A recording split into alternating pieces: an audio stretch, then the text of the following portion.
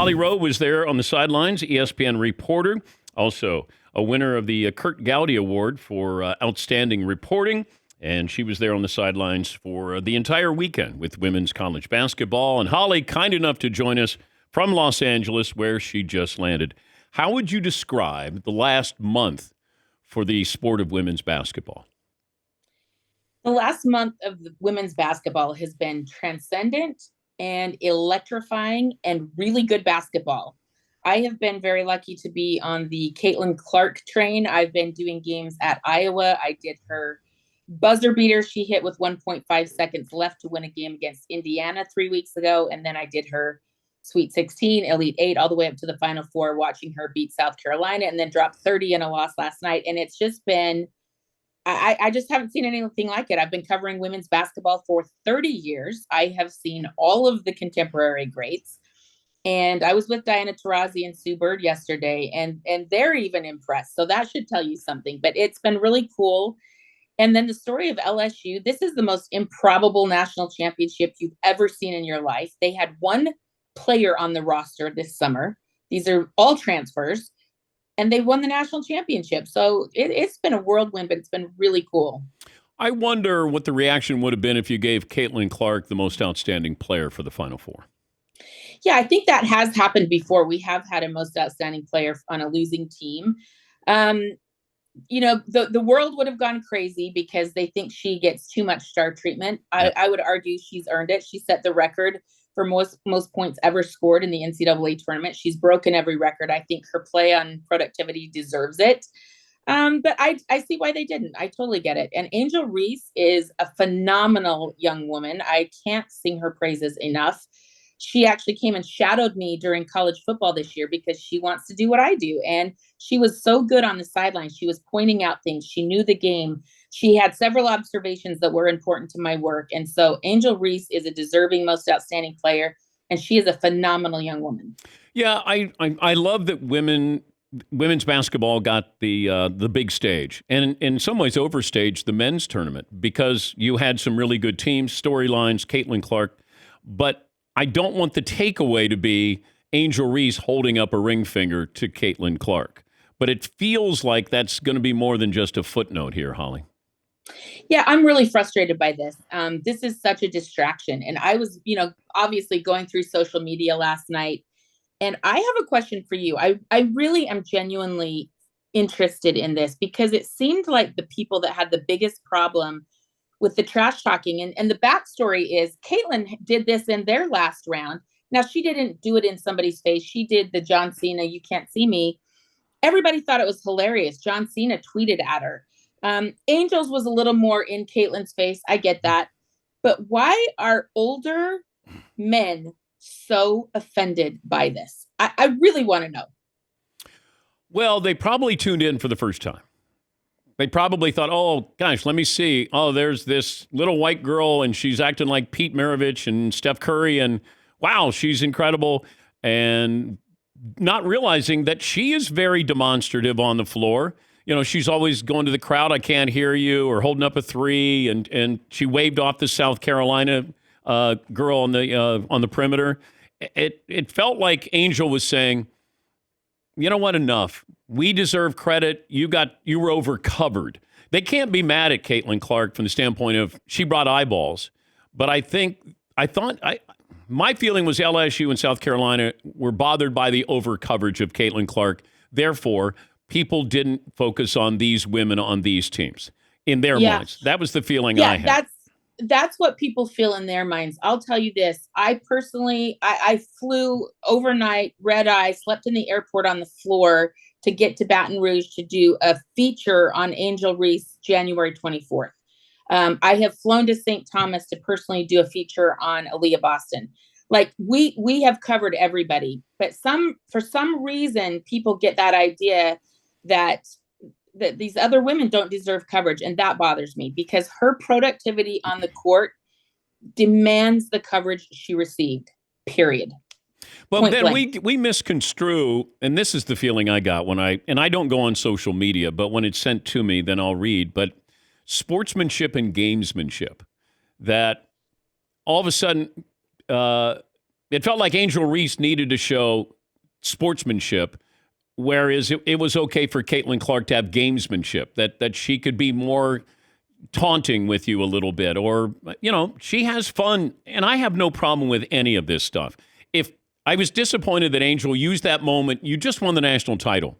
Use that moment with your team. Don't do it for that. You got the ultimate scoreboard there. But it felt like she was tracking her down to put it in her face, and Caitlin Clark, to her credit, just said, okay, look, you had your day. I'm not going to acknowledge. Yeah. But how do we not open up next season with LSU in Iowa and have a doubleheader with a men's game in a neutral site, Holly? That's the best idea you've had. It's a great idea.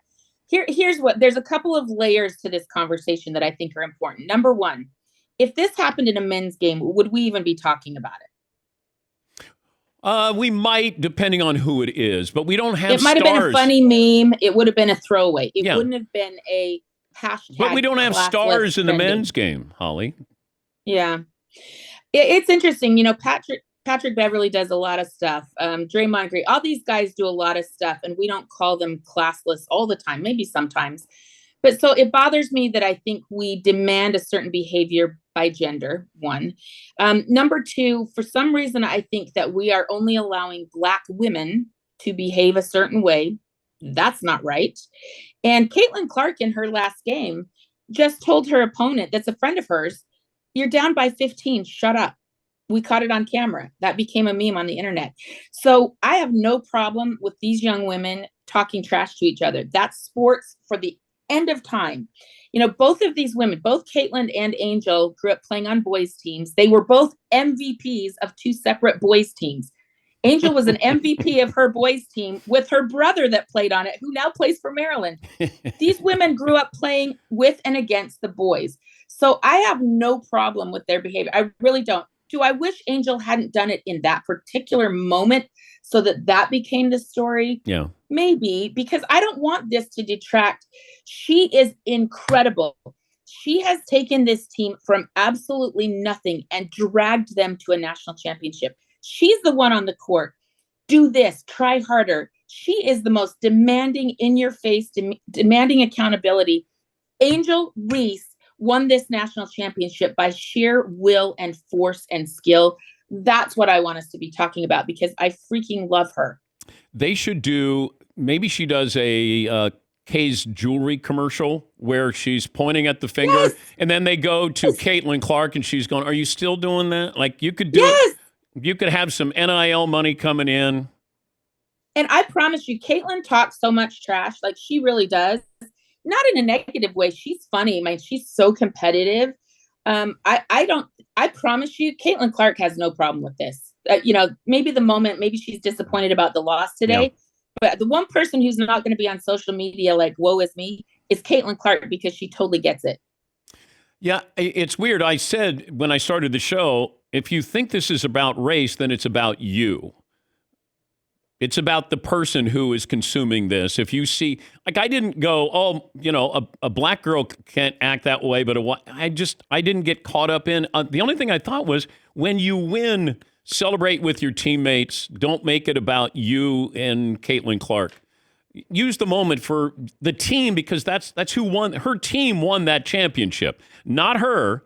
Without the bench that outscored Iowa 30-8, Holly, they're not winning this national championship. Take the moment to celebrate. I don't disagree with that. Use the moment in that way. I will say this: Angel's hilarious, and this just kind of goes with her. Like, if you really know her, this goes with her personality. Like, I don't know if you guys are up on this, but she has a crown with her on the bench. Like a certified gold crown. It's heavy. I've worn it on my head. It sits on the bench. And when she's introduced for warmups, they put the crown on her head. And, I said to Kim Mulkey 2 days ago, I'm like, are you okay with the whole celebrate? Like, how have you had Angel be herself and this big personality? And she's like, I have no problem with it. Angel performs. She's my best leader. She's a great student. I have no problem with it. I want her to have a personality. And you heard Kim in the post-game interview with me last night say, I played with a lot of big personalities, and I've always believed to win, you have to let the big personalities be who they are. And that's what you saw in that team. That's why they won. Alexis Morris, she was exactly who she is. Angel, exactly who she is. And that's the beauty of it. So if the coach is willing to let the players be who they are and celebrate it, Sure. then let's have the public, let's let them have fun. Did you have a celebrity experience on your flight to Los Angeles? Yes, I had to share this because this just happened. So I'm here in a hotel with my friend Marie Taylor.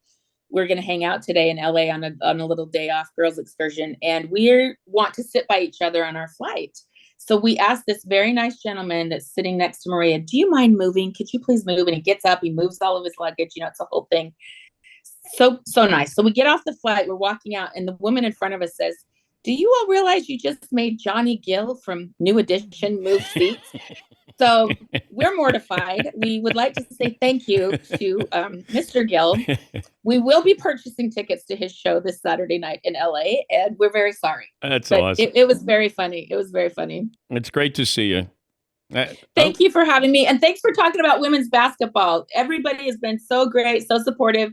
Keep tuning in. It is just absolutely thrilling. And let's get a doubleheader, men's, women's. And ESPN runs college basketball. You can go to Jimmy Pitaro. On it. If you don't think I'm texting the programming people right this second, I'm on it. And I would have the women's game be the nightcap. Yeah. How would you come and do your show from there if I can pull this off? Well, where are we going to do it? At some remote area, some exotic area, or neutral location, probably. Let me get some details. Let's circle back. Okay. But this is your baby, and would love to have you. Holly, thank you. And it's great seeing you. Thank you. Thanks for having me. Holly Rowe, ESPN reporter, and was the winner of the Kurt Gowdy Award for outstanding reporting for the mothership.